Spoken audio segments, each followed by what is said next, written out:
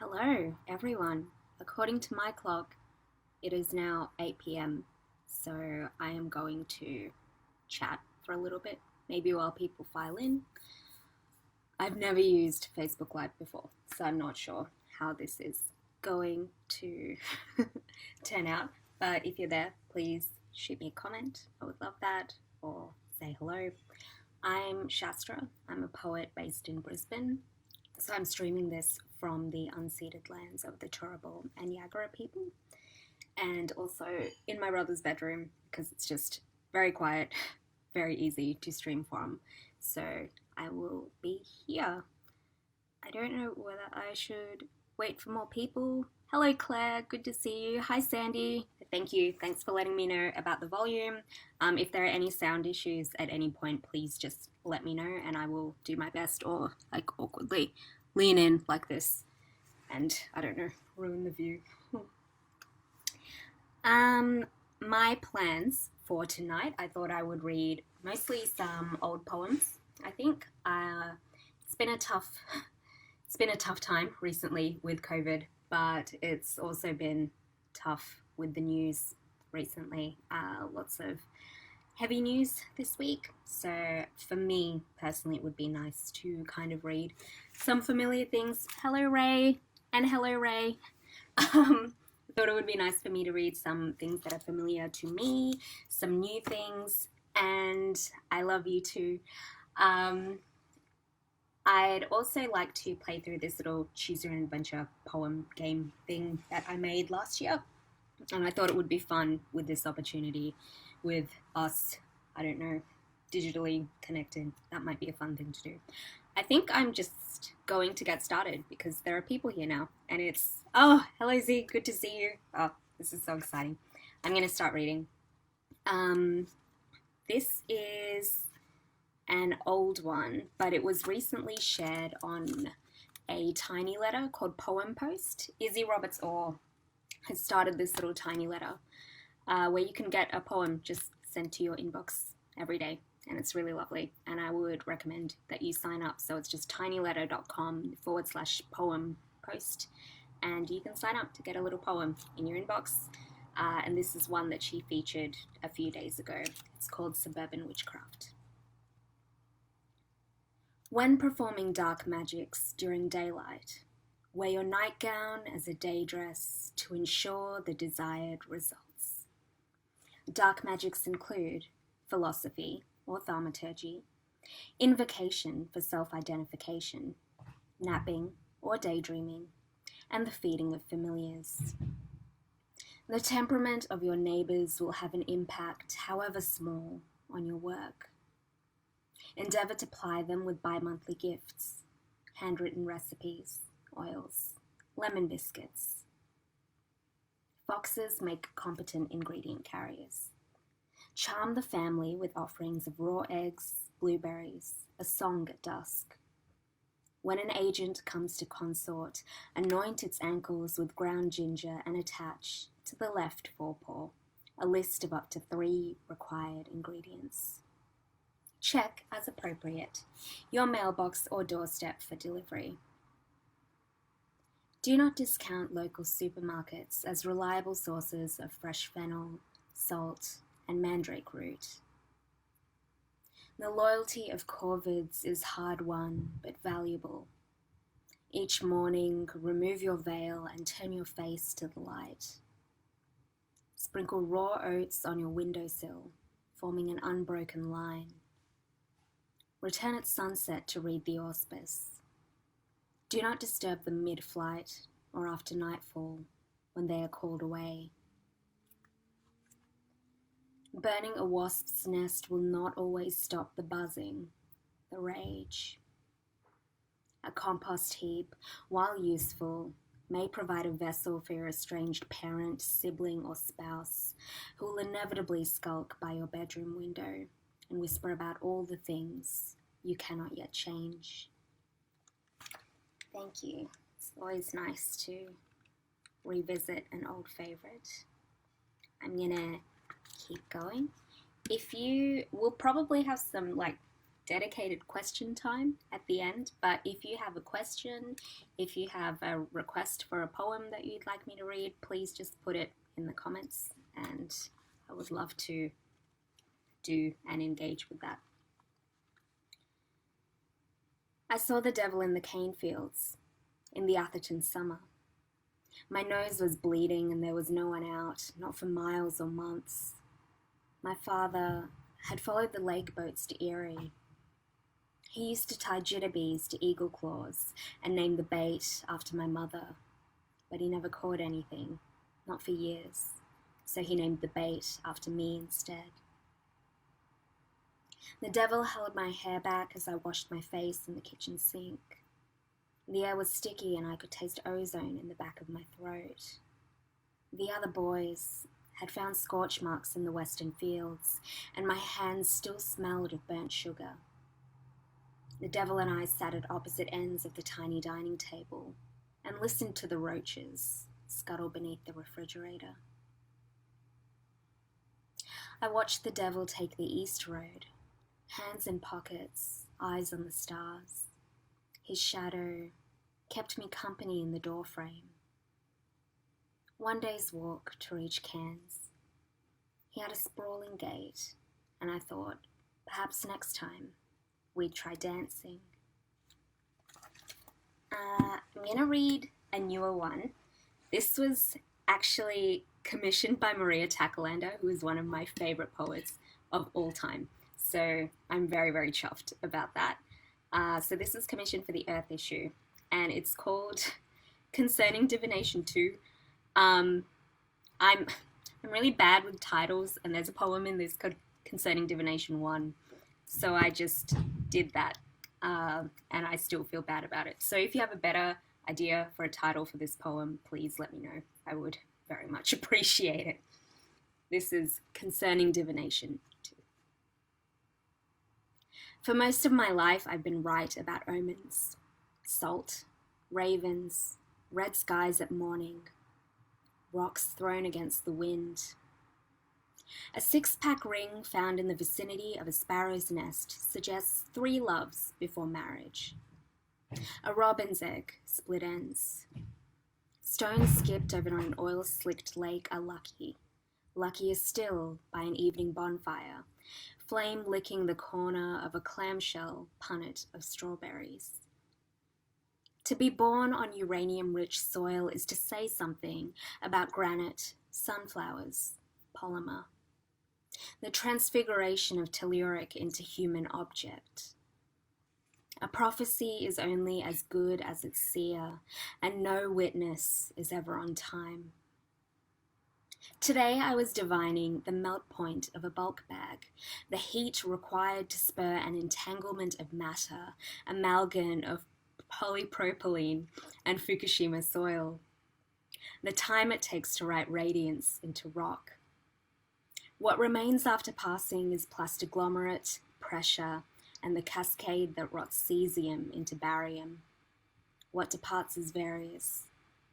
It was many years ago now, when a stone was just a stone. My book editor always told me to watch out for those long Latinate words in poems because you will slip up over them. And it's true. I did not see polypropyl. Doesn't matter. It doesn't matter. I'm going to read something else. My lovely cousin Pretty said this one was one of her favorites, so I will read this. It is, hello Dom, it's good to see you. Sorry, I'm looking at the comments. Okay, I'm gonna read. This is called Knife Edge. It was the last great storm of the summer, and I was thinking about Old Testament revenge. You had cast open the curtains to watch the rain spatter against the window pane. The thunder rumbled like our father's laughter deep in the gut. I threw salt over my shoulder and you sliced green apples to pieces until the knife edge bit into your palm. I remember licking the juice at my wrist. I remember taking communion. There was blood smeared on your cheek, and when the light split the sky, the stain was black like an oil spill. I held your hand as though it were so valuable. I think I was thinking skin should not separate us. I think you were praying to a God you didn't believe in. Blood pooled in the folds of our skin, drowning out the fate lines etched in my palm. Thank you. Yes, new poems. I'm going to read some new poems towards the end as well, which I'm excited about because it's always nice to get some feedback on that. Oh, sorry about the interrupted stream, Ray.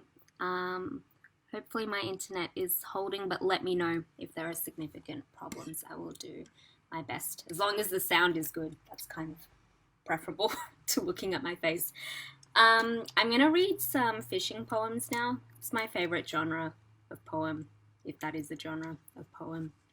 I wrote this one back in 2013 in the poetics course at the University of Queensland.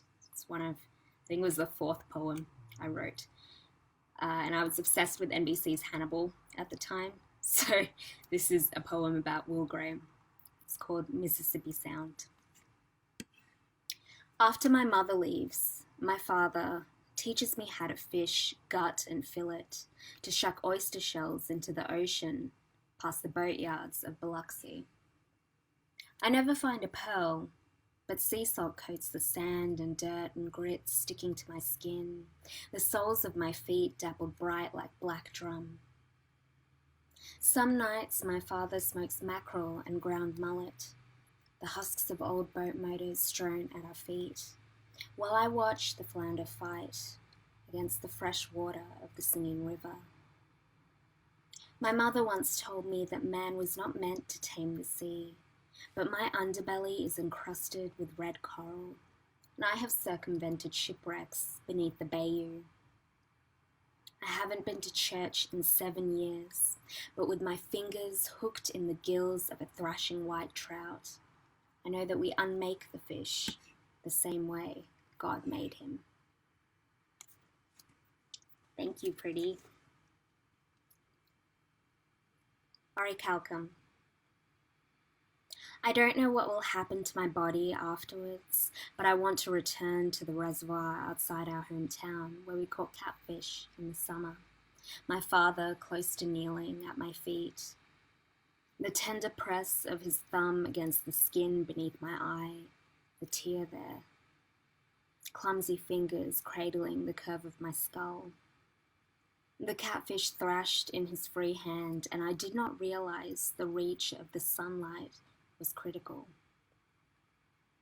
The last time I saw him, my father stood as he stood in the brook bed, tall like the victory of Samothrace, ruin braced in the shadow of his back.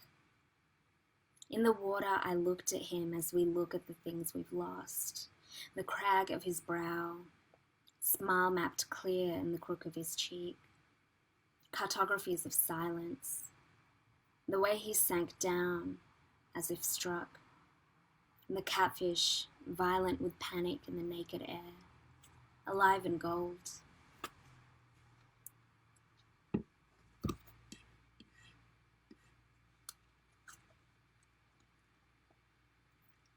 Claire is just telling me it might be worth starting a new stream just to see if we can get a better connection. So I'm going to try that now. So just keep, I guess, watching the Couplet Poetry Night page and come back here, hopefully, in just a second.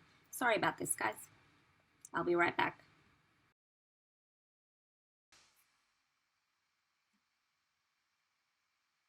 Just get everyone over to this stream, hopefully, and see how we go. Do you guys have any book recommendations? I've just been buying a lot of poetry recently, which is obviously great. But I did this residency at State Library recently, which was amazing. And the great thing about that was reading a lot more novels than I do normally. So if you have any isolation book recommendations, I would really, really love that. I normally read a hello, Aisha, good to see you. I'm sorry that we have had to move over to another stream. Claire's saying this one seems better, and hopefully it stays better. I'm just going to natter a little bit while maybe people in the other stream will get to this one. Sorry for the problem with technology, unfortunately. But yeah, book recommendations would be awesome if you have them. I've loved the young adult that I've been reading recently.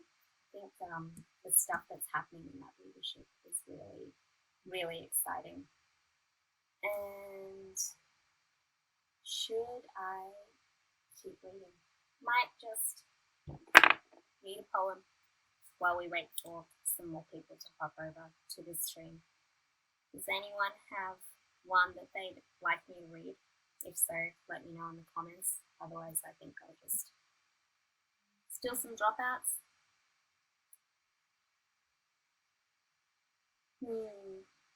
Okay, let me know if there are problems. I'm gonna kind of go full steam ahead. But yes, sorry for all the issues, but we'll just keep trying our best, I think. I haven't been reading enough either, Aisha. It's a real problem. I was reading a ton when I was at the library, and then it just stopped completely. So I'd like to get back into it. So any books that you really loved recently, please let me know. This is the Bering Sea. Brother, do you remember the Bering Sea, where we promised to go home again? You caught rock greenling, and I slid the knife into their bellies. Bird egg blue, like your eyes at noon. Brother, what a match we were. You, the stolid fisherman's son, and me, a fisher of men. We stalked white-tailed deer in the damp woodlands of Minnesota, shed antlers tied to our shoes, swathed in velvet, swarmed in dark. You were fevered sweet with sickness, while I sucked marrow from warm bones. We searched for miles in Shiloh, dozed at Bloody Pond, while Breen worried the pale belly of a chicken snake. Our sky was bright red, and I prayed that hell would not separate us. I stood by your bedside in Sugarloaf Key until the dogs came home, tongues rasping against my fingers as I picked crab shells and insect carcasses from their teeth. You thought I didn't see you when you woke at the water's edge, your pockets full of stones. You, the aged king with glass in his feet, and me, the boy with stained hands, who builds sandcastles. I will confess, brother, that night I dreamt of taking a knife to your belly, the hidden machinations of your body spilling past your palms, the smell of it hot and rich like venison. Brother, this is how I remember the end of the Bering Sea. Melted ice and overturned glasses, blood on my hands. Far down the beach there is soft breath and silence and the sound of your leaving. Thank you. Aisha says Road Trip is one of her favourites, so I will read Road Trip. What YA am I enjoying? I know I'm like way behind on this, but I absolutely love Lenny's Book of Everything. It's just one of the best books that I've read. So that one by Karen Foxley, one of my favourites, would totally recommend. And I also really enjoyed How It Feels to Float by Helena Fox, and both of them have been racking up prize nominations recently, and it's so well deserved. So I'm excited to see like what shortlists for the Queensland Literary Awards and the CDCA this year as well. This is Road Trip. In the summer of 1995, my mother and I took a road trip, followed the Murray River all the way up to Echuca. Our lives were bundled up in garbage bags weighing down the trunk, and at the start, the tiny hatchback could barely make it up the hills. The engine was as ragged as my mother's breathing. Every 20 kilometres we'd stop and she'd throw a bag into the river. We would watch it long enough to make sure it would sink and drive on, lighter and lighter. I don't remember the trip back, but I imagine it must have been like the drive past the Red Gum Wharf, the windows down, freshwater wind soaking my hair. The engine was thrumming, and I felt as though I could outrun anything. I think I'll read some new ones now. I was hoping we could play through my little choose your own adventure poem, but it looks like we're still having stream issues. So I have the feeling that that might not work. Let me know what you think. If you'd like to give it a try, I can just maybe read it and pick the choose your own adventure options instead. See how we go. But for now, I will read some new ones. This one hasn't been published anywhere yet, so if you have any, well, with anything, if you have any comments or feedback, I would love that. It's for a friend of mine, Paul, and for our, I guess, shared love of True Detective Season 1. It's called The Light's Winning for Paul. Listen, man, here's the thing. The thing is, I'm tired. The drive's long. The turn's sharp. My hands at 6 and 9 on the wheel. And I know I've never been to Alaska, but God knows I trust Siri more than your jacked up, faded memory of a town. And I know everything we've done or ever will do will happen again and again and again. It's 4:20 a.m. and I'm tired, man. Tired. And I don't need you to tell me what's poetic about death and time and meat, to tell me it's easy to spend too long getting good at bad things.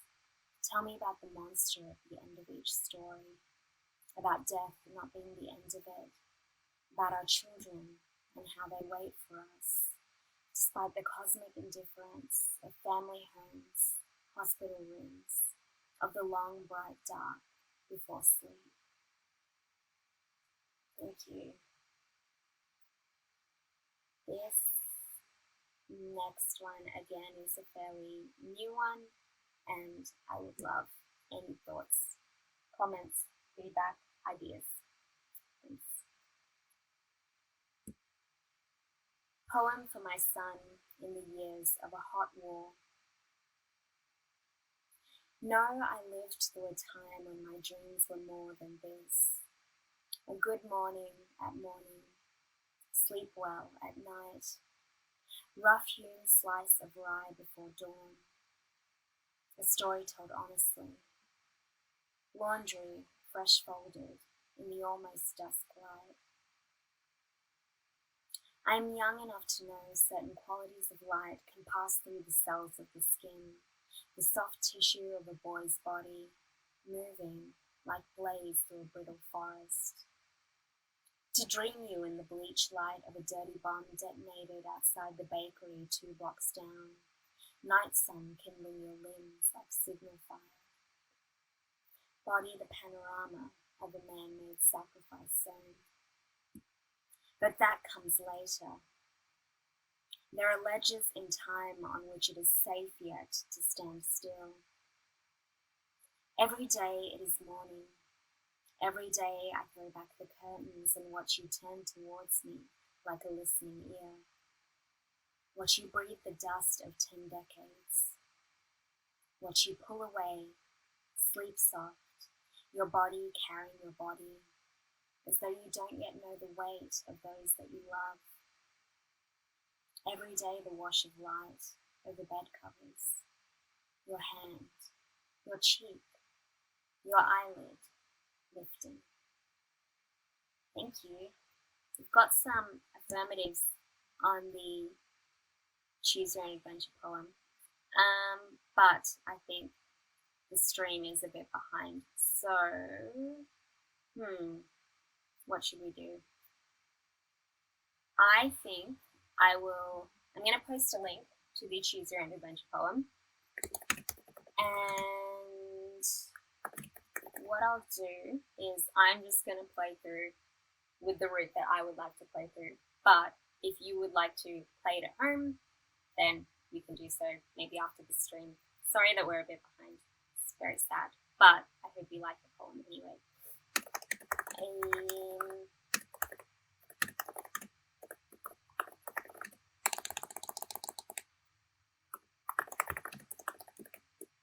So this was written as part of a collaboration between Queensland Poetry Festival and the Brisbane Street Art Festival.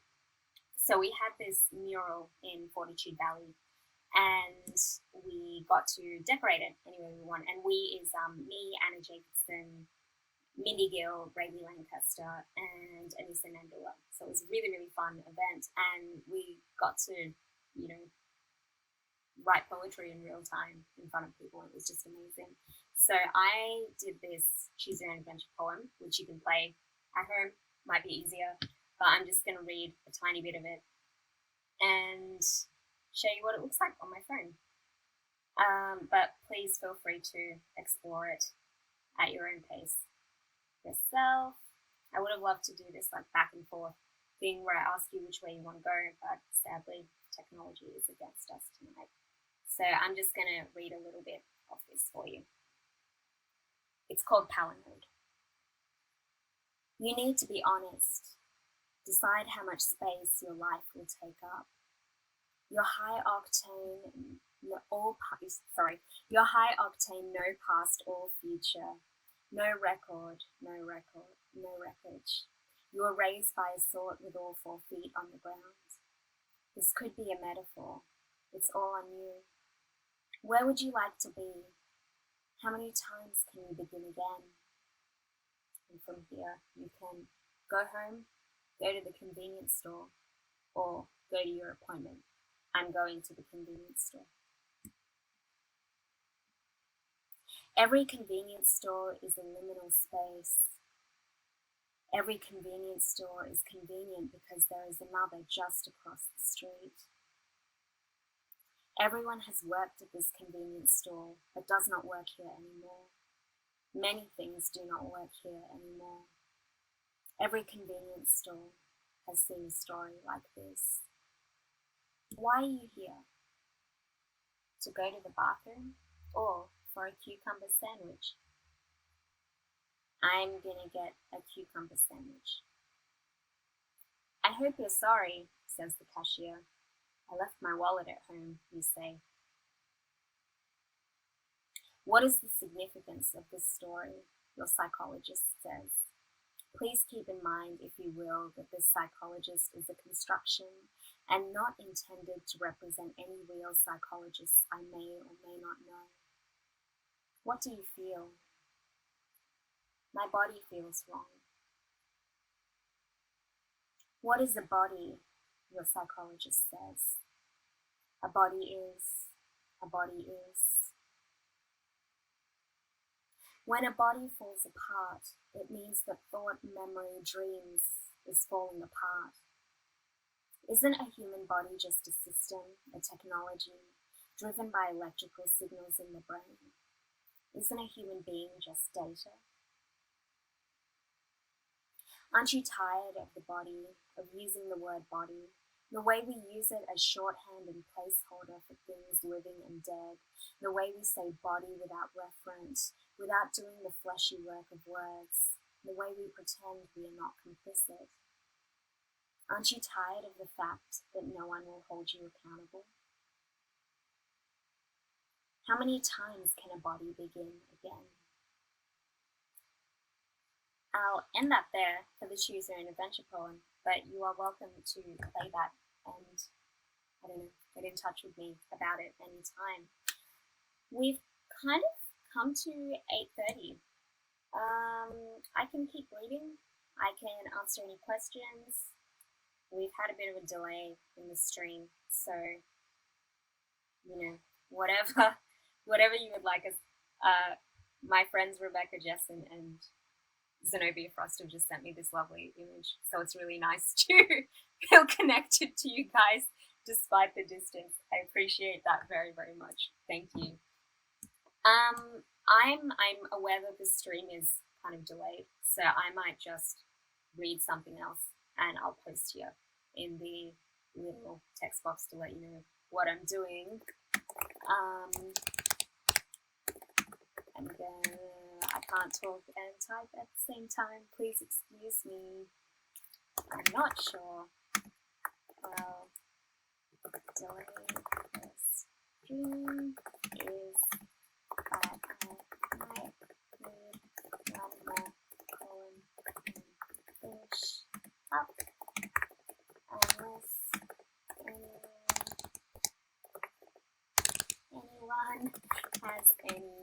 questions or things that they like to share, let me know. Okay, that was good. Typing and talking. Alright, I'm going to read a little poem for you now. This one's called The Question of an Ethical Shot, for Jeannie Maxwell. You left the body in the mountains, no incense for your brother, no burial, goneness of him clean and hot. The body was not his, nor was it yours to take. Gutshot, frenzy, spilled intestines rime crisp, cheek frozen to froster. No meat wasted, come spring. This is not an escape, so much as a mourning of such tender want. Where to shoot deer, close to clearings, beds, food plots, away from deep rivers, ice, away from home. Where to shoot deer? In the neck, heart lung, high in the shoulder, snap spine and shock the nervous system, keel to anchor. Butchers require a steady hand, soft touch, and your hands have not committed softness for a long time. The heart lung is forgiving, hemorrhage easy to find and follow. You know how he sounded when struck in the ribs, the throat, when he hungered. Moments before sleep, rangy muscle of him hanging from the crook of an elbow, your mottled boyhood and all its grace. What is a body whose only trace is silence? Where to shoot bears? Brain, neck, shoulder, lung. A bear's heart is often protected by its upper leg. Avoid the abdomen unless aiming to track or torture. The soft part of the belly is best for eating. Your brother had no softness to his belly, but the bullet still stuck. A gut-shot animal will inevitably go to water. Snowfall gnaws raw into cubit or fossa, pithed for a bruising. What is a body to a butcher's hand, meat to tongue?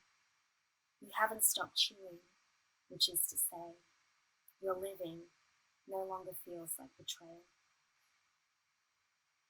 You leave your body on the mountain, no incense, no rage. Sometimes a border is marked only by passing through again and again.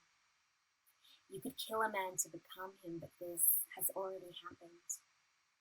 This is not an escape, but maybe the end of it, the last of the ice under your cheek, thawing out. Oh, that was nice. Now I'm reading your comments. In the future, I would... Oh, okay, I'll read everything and then I will type quickly. It's Queenslander Planet, yes. Dan, it's so lovely to see you here, and I hope you're doing really, really well. Thank you for tuning in. This is how daylight savings work.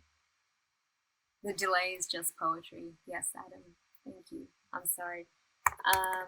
Happy to take questions or requests or whatever you'd like.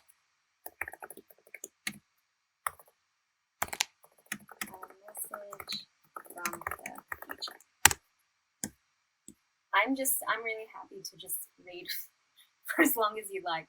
So please let me know how it's doing. I don't know what the crackling is. Maybe it's just my laptop struggling to like process all of this happening at the moment.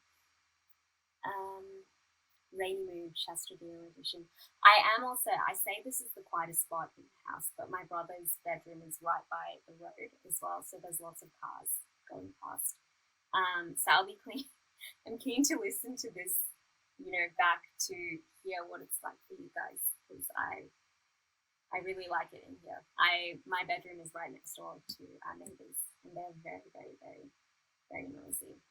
Oh, thank you, Divya. I'm really glad. Are there more things that I can read? I'm not sure. It's hard being in the future. Thanks, Dom. Being in the future.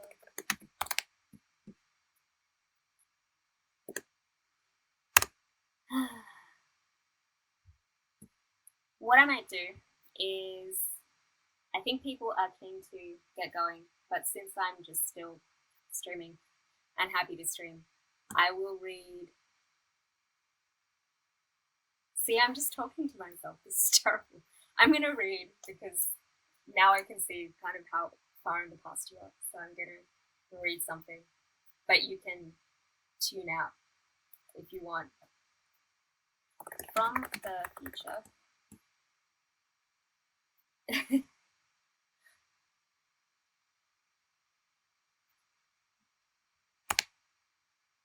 Claire is saying I'm trying not to awkwardly just stare at the screen in silence while I wait for, I don't know, the past to realign with the future. But Claire is saying that once this video is available for post viewing, it hopefully shouldn't have the interruptions. So I don't know. I guess you will awkwardly see me nattering at myself at weird sorts of moments. Okay, I'm gonna leave a comment now. And my comment is, here is my comment from the future. I'm just going to read one last poem and then sign off. Thank you for spending so much extra time with me. That's what I'm going to do. Okay, I'm going to read, this is the last poem in my book, and I like it to end things. So it's called Salt Sugar. You never told me how it happened. Bones trembling beneath your skin, fluid collecting in your joints, vertebrae ready to snap as the pressure built at the base of your skull.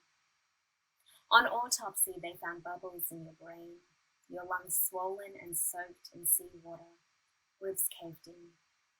Paradoxical breathing, your documented cause of death. They didn't stop searching until they found the sorrow tucked away in your thoracic viscera, the longing distilled in the pedicle of your liver, hunger hidden in the mitral valve of your heart. Didn't stop until they had you cut and gutted like a mackerel on a Sunday afternoon. In the low light, your hands shone phosphorescent like fish scales. Somewhere the sea stretches out for you, gleaming with promise. Pass me the salt, sugar. You smell it of old empires in the smoke of sacrifice, because salt preserves and it purifies. You had the sea in your veins before they filled you up with chemicals. Pass me the shovel, lover. It's just you and me, and I'm still waiting for you to get up and walk away. Cool. With that, I will get up and walk away, I guess. Thank you so much for tuning in, for hanging out with me. Thank you for persevering throughout technical difficulties. I hope that this recording is fine and good and watchable. And I just really appreciate having the opportunity to spend time with you guys. Please reach out to me on social media at any time and point. If you'd like to email me, my email is s.deo@uq.edu.au. And I've taken up way too much of your time, so thank you. Thanks for spending the night with me. See you later. Bye.